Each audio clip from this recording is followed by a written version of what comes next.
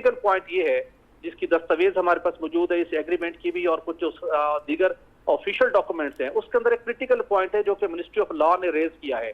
आगे जाके वो मसाइल भी बन सकते हैं। और जराये का ये कहना है कि जब 5 जून को मीटिंग हुई थी ईसीसी की, उसमें ये समरी मंजूर नहीं हो सकी थी, वहां बड़ी हीटेड डिबेट हुई। शहर खकान अब्बासी और उसके साथ साथ डॉक्टर मुसद्दिक मलिक की बयान, और उसके बाद फिर एक और मीटिंग हुई जिसमें अचानक वज़ीर आज़म शहबाज शरीफ भी पहुंच गए। वहां पर शहर खकान अब्बासी मौजूद थे, मुसद्दिक मलिक मौजूद थे।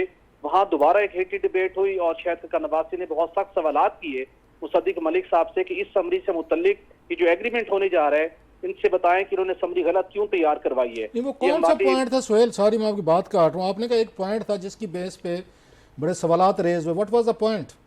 जी, पॉइंट वो ये था जो 2017 में फरवरी 2017 में शहर खकान अब्बासी ने एग्रीमेंट किया था, उसके मुताबिक सुकार ट्रेडिंग सरकारी कंपनी, जैसे पाकिस्तान की पीएसओ कंपनी है, इसी लेवल की वहां पर आजरबाईजान की कंपनी है सुकार, वो ट्रेडिंग करती है।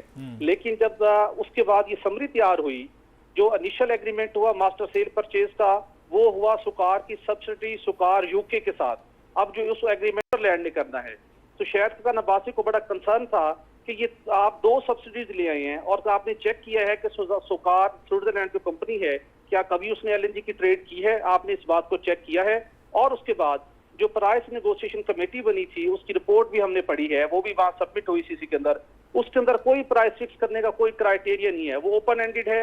वो देखेंगे कि इंटरनेशनल मार्केट की, जो हमारे यहाँ तो वैल्यूएशन का जो तरीकेकार है वो सबको पता है कि इंटरनेशनल मार्केट में प्राइस क्या है, पावर सेक्टर की अफोर्डेबिलिटी क्या है, तो बस प्राइस को एक्सेप्ट कर लेंगे।